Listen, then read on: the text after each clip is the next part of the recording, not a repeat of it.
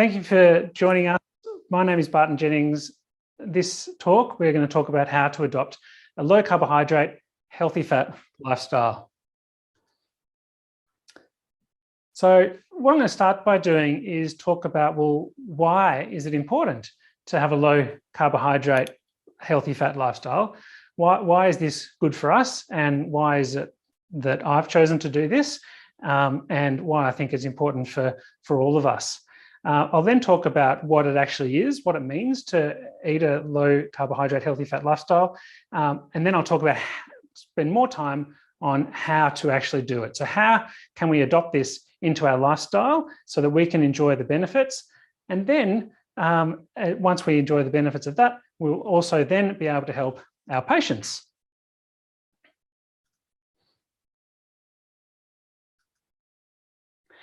So why am I doing this talk? So at the start of 2018, I changed my view on health, and it came about through doing a low carb challenge myself. And it was Leah's idea actually. And Leah said, I want to try this low carb thing. There's a 6-week challenge, I'm going to do it. And initially I said, no, I don't believe in it. It's definitely not what I was taught at uni. I don't think that it's the right thing to do. And Leah said, no, come on, let's give it a go. Apparently there's something to it. So I said, okay, well, we eat together and eat together as a family. So why don't I'll do it. And at the end of 6 weeks, I'll just go back to how I was. However, a few weeks in, I noticed that I actually am feeling a little bit better. And suddenly I was starting to lose weight. And I didn't think myself as being overweight, but my BMI was about 28, 29. And it was probably certainly up there towards the end of my exams, where I probably spent too much time sitting around studying and eating chocolate-coated coffee beans. But I realized that despite exercising a lot and eating what I thought was a healthy diet, I'd actually got to a stage where I was overweight. And as soon as I changed to a low-carb diet, the weight just started coming off quite easily. And since then, we as a family have stuck to it and have lost weight and maintained that and maintained it effortlessly. And also my blood pressure is a little bit high, that's improved, and overall feel a lot better. And so now I feel very passionate about it and spend a lot of time trying to encourage patients to do the same. So why we're doing this talk, so as Leah said, what we want to do is help and inspire as many people as possible to improve their overall health. And as specialists, we have obviously specialist attention to the treatment of lung and sleep disorders. But when we're thinking about health overall, we need to think about the 4 pillars of health, which I believe are the most important things for people to have good health. And it's exercise, sleep, nutrition, and mental health. And you can't really have 1 or 2 or 3 of these without having all of them. Because if you don't exercise, you're unlikely to be able to have good quality sleep. If your diet's not very good, you're less likely to have good quality exercise and good quality sleep. If you don't sleep very well, you're less likely to have good mental health. But you need good mental health to be able to sleep well. And if you have good mental health, you're more likely to eat a better diet. So they're all really interplay. And what I really like about doing respiratory and sleep medicine is exercise is obviously very important because a lot of the time we're spending time helping people exercise with lung disease and with breathlessness. We obviously specialize in sleep and have an interest in nutrition, and mental health is also really important. And I like talking to patients about mental health, especially practicing gratitude, empathy, and mindfulness. There's also a good evidence base, which is important when we're suggesting that we think that this is what our patients should do. And so just to show you quickly that there is a large amount of evidence to support this way of eating. And so this here is a meta-analysis of randomized controlled trials where there were 12 trials included with 1,640 patients in total. 5 centres were in the US, 3 centres were actually in Australia, a couple in the UK, 1 in Israel and 1 in China. And the intervention group was at least a 40% reduction in carbohydrate intake compared to a control group. And these are the results. So the low carbohydrate group achieved a reduction in their triglyceride levels by 0.15, which was statistically significant. There was an increase in the HDL level by 0.1 on average. Now, we know that drug therapy is not good at increasing our HDL or reducing our triglycerides, but for an optimal lipid profile, the most important thing is your HDL to your HDL to triglyceride ratio. And if your HDL level is greater than your triglyceride level, then that's a sign of good metabolic health. And if that's the case, we can ignore the LDL, because LDL is made up of small particle and large particle LDL. But unless you ask for a specific subfractionation of your LDL, you only get total LDL. So if total LDL is elevated, but your HDL is greater than your triglyceride, then we can assume that the majority of your LDL is large, fluffy particle LDL, which is healthy for us and good for our blood vessels, as opposed to the small, dense LDL. If your triglyceride levels are elevated and your HDL is low, then the LDL is more likely to be toxic to the blood vessels because it's small particle LDL. In these trials, they showed no significant change in LDL, which was good. Sometimes a low carbohydrate diet is associated with an elevation of LDL, which causes concern. But as I explained, that concern is unnecessary. It achieved 1.6 kilograms of weight loss, and it improved systolic blood pressure as well as diastolic blood pressure. This is just a graphic to show that on multiple occasions, a low carbohydrate diet has been compared in randomized controlled trials to a low fat diet, and not once has a low fat diet been shown to be superior than a low carbohydrate diet for weight loss. There are some trials that show no difference, but the majority of them show that the low carbohydrate diet is more effective for weight loss. There's always a concern about heart disease, and ever since Atkins came out with this low carbohydrate idea, the concern was about saturated fat and heart disease. However, recent evidence tells us that that is not the case, and this study from 2016 is a meta-analysis from the National Dietary, from Zoe Harcombe, and it looked at the National Dietary Guidelines that were introduced in 1977 in America and shortly after in Australia, which recommended reducing dietary fat.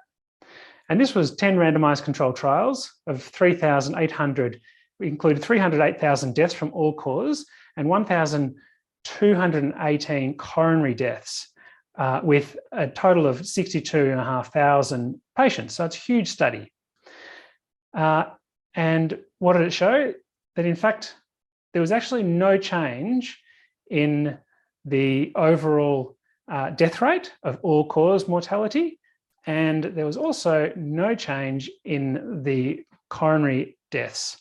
So we can be very confident now that having a high-fat diet, if that fat is healthy fat, which I'll talk about, that this does, although it increases our LDL, it does not increase our cardiovascular risk, and as a matter of fact, it reduces it.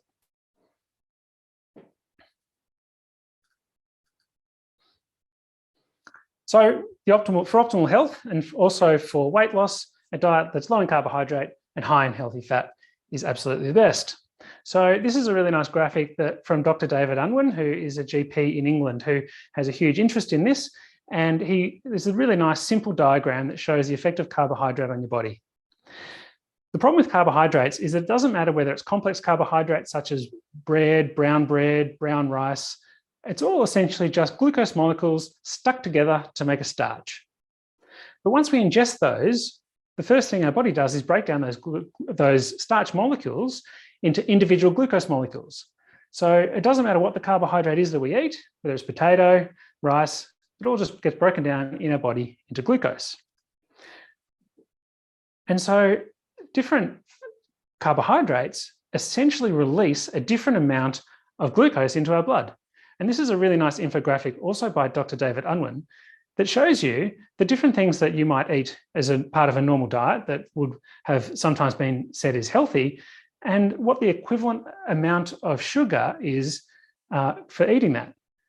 And have a look at the top of that table. Basmati rice, a bowl of basmati rice is the equivalent of having 10 teaspoons of sugar.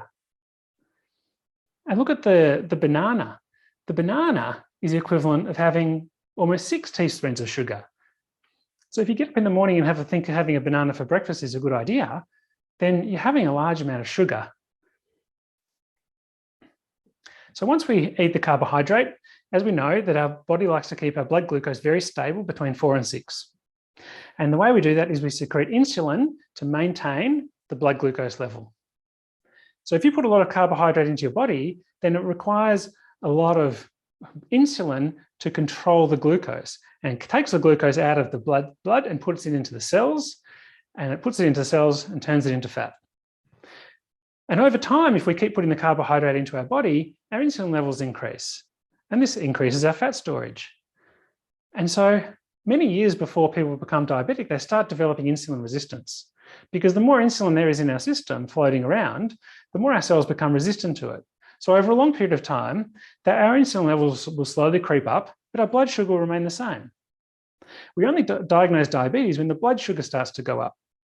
But when the blood sugar starts to go up, it tends to suggest that in the 10 years or so before that, there was gradually rising insulin levels.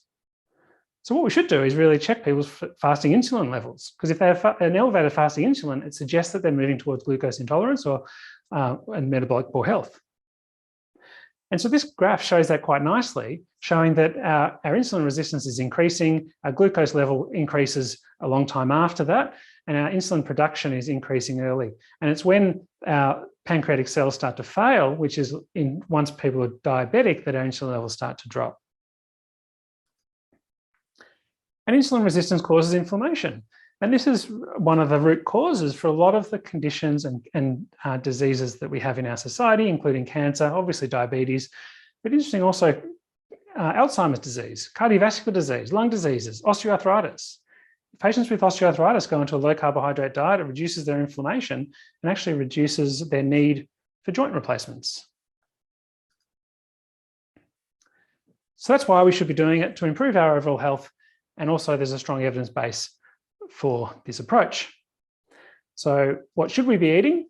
And if we have a look at what we've eaten as we've evolved, we can look at what animals have eaten as they've evolved. And so koalas eat eucalyptus, and koalas have always eaten eucalyptus. And if we feed them anything else, they get sick. Polar bears, they eat seals. They always have eaten seals, and if we feed them something else, such as grains or bread, they'll get sick. And so how have we evolved? And we've evolved through evolution to be hunters and gatherers. We hunt down food to eat as meat, and we gather fruit and vegetables that grow above the ground. So unfortunately though, 12,000 years ago, the hunters and gatherers turned into farmers and learned to sow crops and harvest crops, and where our diet has changed significantly to include all of these carbohydrates that previously we never ate. And unfortunately, it's gone one step further than that over recent years, and it's gone to these sorts of food that's highly processed foods that are extremely unhealthy for us. And so we've sort of evolved, started to evolve and go backwards in terms of an overall health point of view. So as we know, there are 3 macronutrients in food. There are carbohydrates, fats, and proteins. So all foods are made up of these 3 macronutrients. And interestingly, if there are essential fatty acids, so our cellular function and human function requires fats to survive. And if we cut fat out of our diet completely, we can't survive. In the same way as protein, they're essential amino acids, without which we will die. However, without carbohydrates, we'll survive. And we can actually survive in quite good health eating 0 carbohydrates. And so carbohydrates are not essential. There's no carbohydrate that is essential for human survival. So what we should be eating is, as I said, a diet that's low in carbohydrates, but high in healthy fats and protein. And so what we should be avoiding is sugar, most importantly. We should be trying to avoid bread, rice, pasta, potatoes, and we should be avoiding processed foods. And so we should be concentrating on eating a diet that's high in meat and animal product, including fish and chicken, eggs, and vegetables. And it's the non-starchy vegetables that we should be eating most of.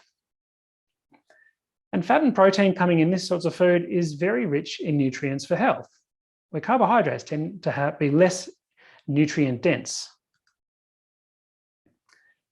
And we need to remember that not all fats are equal. So it's not about just going out and eating any fat that you like. We need to know what the fats are that are healthy for us. And this is different to what I'm assuming everybody was taught at university. Fats are essentially broken down into 3 types. There's saturated fat, monounsaturated fats, and polyunsaturated fats. And so the saturated fats occur mostly in animal proteins, animal fats such as beef, lamb, pork, poultry, but also in dairy, such as butter, cream, cheese. They're very high in coconut oil and also in cocoa butter, which is good for chocolate, and eggs. As I said, there's no evidence to link saturated fats to heart disease. This has been proven to be incorrect. And they're also very rich in vitamins. Saturated fats raise our good lipids in the blood, being the HDL, actually reduces our appetite, promotes brain health, and helps achieve weight loss. The monounsaturated fats are the olive oils, the fats that come in almonds and pecans, and also avocado oil. Polyunsaturated fats come in two main types. There's your omega-3 fatty acids, which are very good for our health, such as the fats that are found in fish. But then there are the omega-6 fatty acids, and these are the ones we want to avoid. And these are the seed oils, which cause inflammation, which is bad for our health. Omega-6 fatty acids are found in margarine, vegetable oils, canola oils, and most processed foods, and most foods that come out of packets. So seed oils is important to understand about. And seed oils are oils that are obtained from the seed of a plant rather than from the fruit. And so to get olive oil, all they do is that they squash an olive and squeeze the oil out of it, and that's olive oil. But seed oils like vegetable oil and canola oil is actually the seed of the plant that you can't just squash to get the oil out of, so it needs to be highly processed. And they use a chemical solvent, which is added to clean the oil, and the oils are processed, which changes the fatty acid components of them to an omega-6 fatty acid, and the omega-6 fatty acids are the ones that cause the problem of inflammation.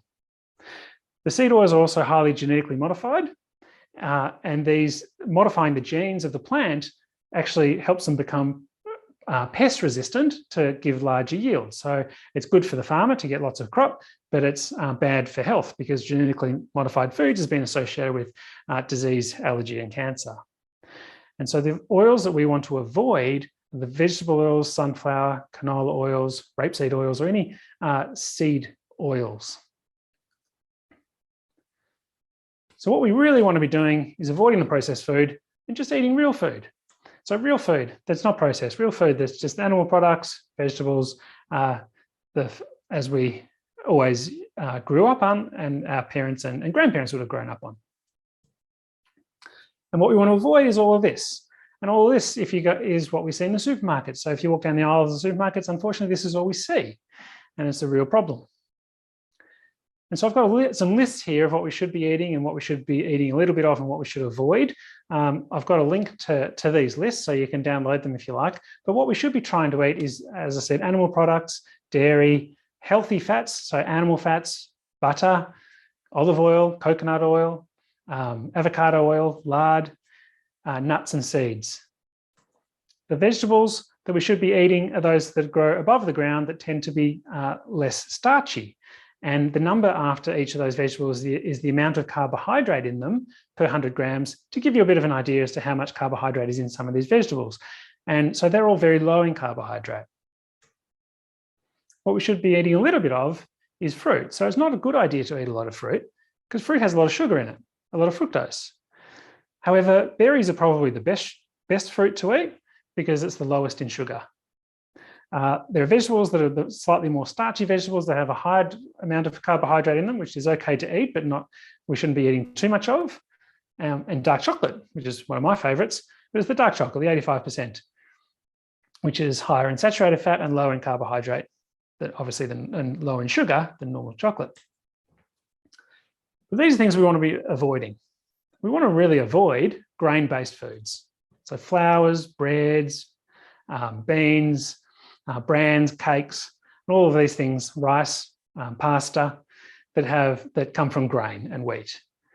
We want to avoid sweeteners, artificial sweeteners.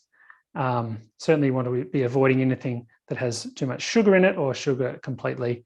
And sugar is often hidden in things, especially in drinks.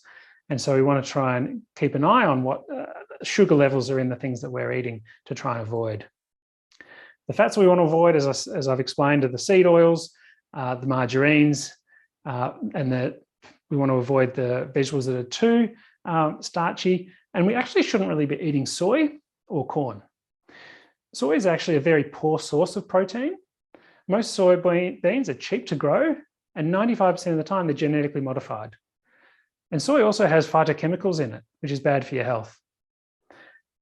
Soy promotes fat storage and it increases allergy. So it's best to avoid soy. And corn is also usually genetically modified and has very high levels of carbohydrate. So this is a handout that I give to patients in clinic when I talk to them about trying to adopt a low carbohydrate lifestyle.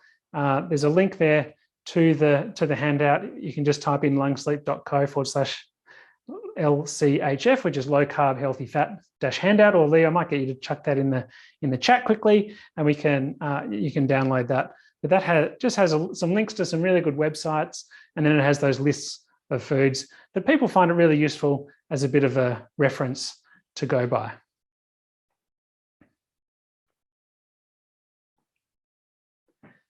Now, I just want to talk about food labels. And food labels are really important, but the food companies are quite clever in the way that they try and deceive us.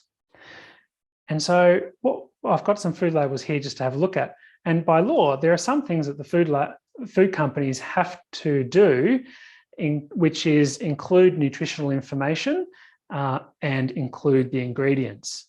So if we just have a look at this one to start with, the cornflakes. Now, the first thing we can do is completely ignore the health star rating. This is a completely flawed rating system, which is based on fat contents of food and is completely misleading and should actually be removed. So just ignore that. We can then look at the ingredients. Now, the ingredients are always listed, and the ingredients are always listed in order of what occurs in the highest amount within the food in the package. So here, cornflakes, look at the ingredients. Corn appears most first, so most of it is corn, which we shouldn't eat anyway. And second is sugar. Then if we look at the nutritional information, now what we want to do is we want to look at the column that is quantity per 100 grams, because that means that when we look at the sugar level and the carbohydrate level of the food, we can get a bit of an idea as to what the carbohydrate level is in this food, and then we can compare this to other foods.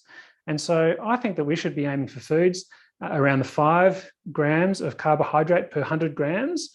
Up to 10 or a little bit over 10 is okay. But once it gets much higher than that, you're looking at foods that are high in carbohydrate. So the cornflakes have 81.8 grams of carbohydrate. So this is just sugar, essentially. So having a bowl of cornflakes for breakfast, you may as well just be pouring sugar into your mouth.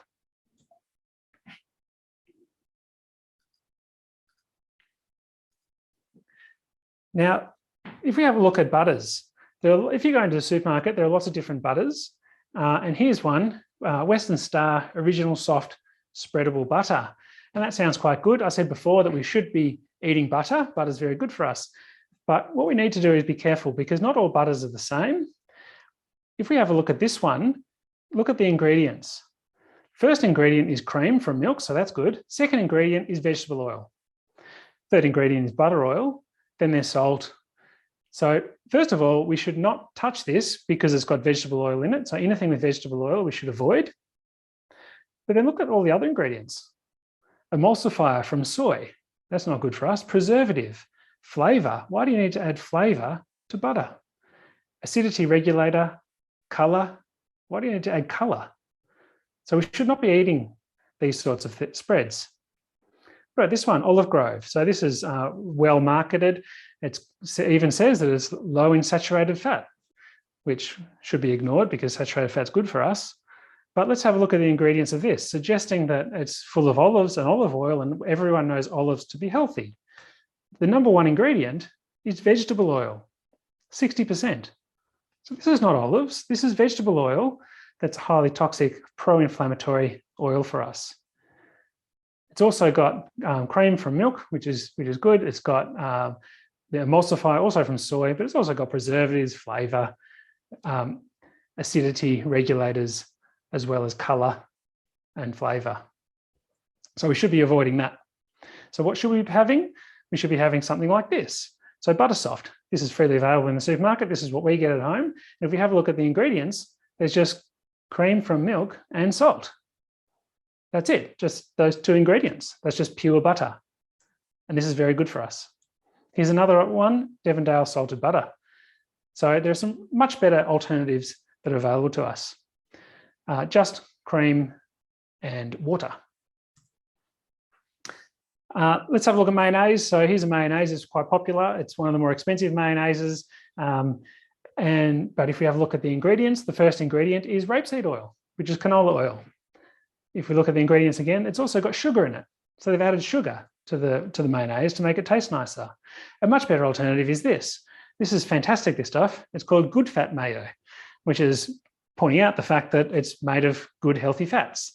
I get this from the Low Carb Emporium, which is an outlet near Bentley where I work, just in Cheltenham there, which is fantastic. I'll tell you a bit more about that because there's a great resource to get lots of healthy low carb foods. But if we look at the ingredients, there's Australian olive oil, Australian extra virgin olive oil, free range eggs, some apple cider vinegar, which is healthy, lemon juice, mustard powder, and salt. So there's no seed oils in this. So it's much better for us and actually tastes much better. What about peanut butter? Here we go, roasted peanuts and vegetable oil, as well as sugar. So we shouldn't be having this peanut butter. But Bega make a much better option, which is called Simply Nuts. We get this at home. It's really nice. The kids like it as well. And look at the ingredients. It's just roasted peanuts and salt. So how do we do it for a day? So what sort of menu ideas can we come up with? And it's easy to say, you can't eat this, you can't eat this, you can't eat this. So what can we have? So if we think about breakfast, what can we have? So the first thing to think about is, well, when you get up in the morning, are you hungry? Personally, when I get up in the morning, I don't feel hungry. So I don't have breakfast. Breakfast is not the most important meal of the day. Kellogg's told us that to sell more breakfast cereal. You don't need breakfast to kickstart the metabolism. That's completely incorrect. You don't need breakfast to get through the morning. Have you ever had cereal or toast for breakfast and then you get hungry at like 10 or 11 again? That's because carbohydrates make you hungry. So you don't need to eat in the morning if you're not hungry. If you feel hungry in the morning, sure, you should have breakfast. I tend to usually just have coffee, but you could have, say, Greek yogurt, non-flavored Greek yogurt, full-fat yogurt with berries, or you could have eggs and bacon. Just don't put it on toast, or an omelette. What about lunch? We can make seed crackers with cheese or with meats. Leftovers for dinner makes it really an excellent idea for lunch, so you can always make a little bit more for dinner and have it the next day for lunch.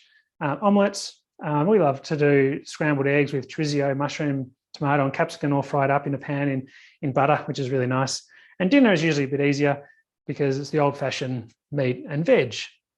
Instead of having pastas, sometimes what we'll do is make zucchini noodles, where we just use a spiralizer to spiralize the zucchini and cook that even quickly in the oven or just steam it quickly, and then put that with a nice pasta sauce, and it makes really nice dinner without the carbohydrates from the pasta. And cauliflower rice is another way to make a sort of rice substitute that is really nice with curries and things. So the key is you just need to be a bit more prepared, because it's hard to go to a cafe and find something that's not bread, rice and pasta. These are an absolute hit with anybody who tries them. Leah and I, mostly Leah, we make these most weekends at home. It doesn't take all that long, and they are absolutely beautiful. Every time we make them or have people over to a house or take them to someone's house, we have these with dips or with cheese. People love them and always ask for the recipe. So I'll put the recipe there. So Leah, I might also get you to put that into the chat as well. Longsleep.co/seed crackers. So it's easy to remember as well. You can download that and make your own seed crackers, and they're very low in carbohydrate, very healthy for us. There are some great recipes on Thermo Foodie and the Chef, and here's one that I've just got from the internet, which is a French onion dip. And so you can make your own French onion dip very simply without any of the seed oils and without any of the carbohydrate, that goes beautifully with the seed crackers. So for snack ideas during the day or for lunch, there are lots of low carbohydrate options, which is much better than this, for instance, which is a typical sort of biscuit from the supermarket. Because if we have a look at the nutritional information and look at the carbohydrates, there's almost 62 grams of carbohydrate per 100, so very high. And if we look at the ingredients, it's got the wheat flour, which is all the carbs, and then it's got the sunflower oil and the palm oil and the sugar syrup. So nothing in there really we should be eating at all. A much better option, you may have seen these in the supermarket. These are excellent, from Alina's Just Sprouted. They have a series of different seed crackers. You need to be careful just to get the seed crackers because they also do some higher carbohydrate biscuits. But look at the carbs here. It's only 11.8 grams of carbohydrate, so significantly less because it's made with healthy ingredients being just seeds, pumpkin kernels, linseeds, psyllium husk and salt. So it's very similar to the recipe that I had on the previous slide. In the way that we make our seed crackers, these are made in a very similar way. So if you don't have time to make them yourself, this is a fantastic option. And my old favourite, the 85% lint, is absolutely beautiful. And it's interesting, often when people have this sort of chocolate, they find it a little bit bitter. But if you actually cut out the sugar from your diet and cut out a lot of the carbohydrate, your taste actually changes to appreciate sweetness in foods that are not as sweet. And when I have this 85% lint chocolate, it actually tastes really nice and sweet. And the carbohydrate value is much less than other sweetened chocolates. So this is a great one. For more ideas though and inspiration, there are lots of other books. We have these books at home. The Real Meal Revolution by Tim Noakes, and also The Superfood for Super Children is excellent, especially for feeding the kids. There's another book by Tim Noakes, which is really terrific. Thermofoodie and the Chef have some recipe books. For a Thermomix, it's excellent. We've got a Thermomix at home and it really makes cooking at home and making these sorts of things a lot easier, and it's a fantastic idea. But even without a Thermomix, you can make a lot of these recipes. And the book, A Fat Lot of Good, is really terrific. This is by Dr. Peter Bruckner. And some of you will have heard of Dr. Peter Bruckner because he's a very famous Melbourne-based sports physician.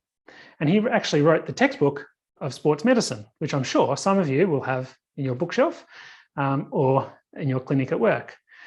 And so Peter Bruckner tells a fantastic story in his book how, despite following the healthy guidelines, which was the low-fat diet, and exercising a lot, being a very fit, active person, he actually developed metabolic syndrome and became diabetic and had a fatty liver. And that led him to go on his own pathway of research to come up with the idea that this is not the most healthy way for us to be living. What we should be doing is cutting out the carbs. And so he made this change to his lifestyle and has benefited significantly, and now has written a book about it and promotes it strongly as well. This is a phone-based app, which is actually designed by Peter Bruckner in consultation with another doctor in Sydney who is an advocate of nutrition, another sports physician named Paul Mason. And this is a really fabulous resource.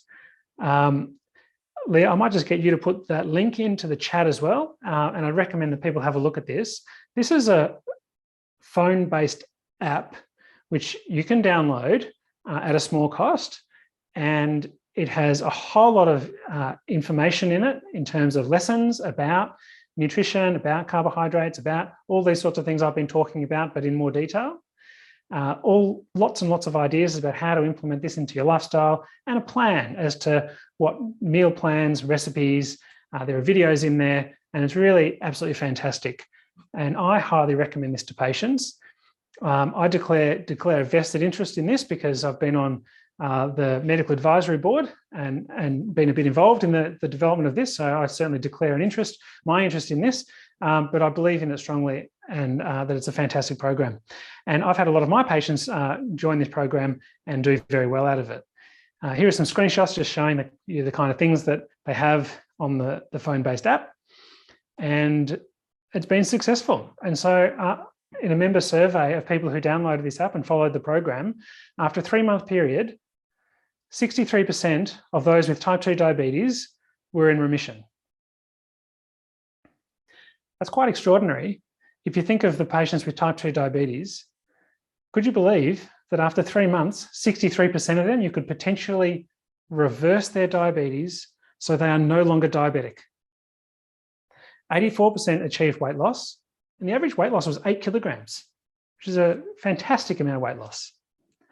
And 100% of them discontinued taking insulin. So 100%, every single patient who was on insulin no longer needed insulin after 3 months. So that's really, truly remarkable results. And it's not just a program for diabetics. Obviously, diabetics get huge advantage out of this, but anybody can use this, because there's just all the same information that we can all follow. And it's also a fantastic thing that we can share with our patients, because we don't have time in clinic to go into great detail and talk to everybody about detailed nutritional advice, but we can plant the seed, we can initiate change, and we can point them in the direction to get more information. And if they download this app, we can see from these results that they'll be successful. I've got a discount code for this that gets a discount off it. If you want to download it yourself, you can use my discount code, which is DDJennings15, which will give you a discount off it as well. I spoke earlier briefly about Low Carb Emporium. I get a lot of things from here. This is a fantastic shop. I go into the shop. It's in Cheltenham, but it has a fantastic online shop as well. And here you can get lots and lots of low carb options. And it's great to tell patients about as well, because it means that they have a way to be able to find some good products that are low carb. And there's also a discount code for that, which is high fives, which gives 5% off. If you're interested, you should check that out.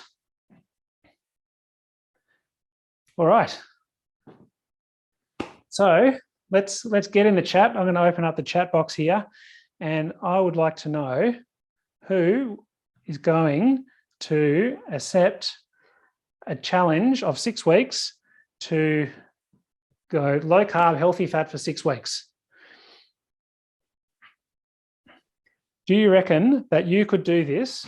So cut out the bread, rice, pasta, potato, get rid of the sugars, get rid of the packeted foods, cook for yourself, jerf, just eat real food for 6 weeks and see how you go and see how you feel. There's a reason behind 6 weeks. The reason behind 6 weeks is because what happens to our body's metabolism changes. So once you drop out the carbs, you have to increase your fat, because the amount of protein we eat remains relatively stable. So we increase protein a bit, we increase fat quite a bit to substitute from the carbohydrate. What happens then is our body's metabolism actually changes, and it changes in a way that we start using fat as our primary energy source.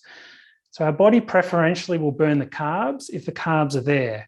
And if the carbs are there to burn, it'll store the fat, because the insulin will be there, it'll store the fat. Get rid of the carbs, insulin levels come down, your body can mobilize the fat and burn it. And so it's called becoming fat adapted. Our bodies are trained to use fat as its primary energy source. What happens then is it produces ketones, and that's why it's called keto sometimes, or a keto diet. And ketones are very healthy for us. So during that 6-week period is a long enough period to become fat adapted, to change our body metabolism to be able to adopt to the low carbohydrate diet. So what I urge you to do and urge your patients to do is say, well, give it a go for 6 weeks, because if after 6 weeks you're feeling better and you've got a bit more energy, might have lost a bit of weight, blood pressure might have improved, you can come off your statin, you can probably start coming off blood pressure medication sometimes, you can come off your diabetic medication, then you start to see these things happen. And that's usually enough to think, you know what, I can get by without the bread. I don't really need the potato. I don't need to eat the food out of the packet that much.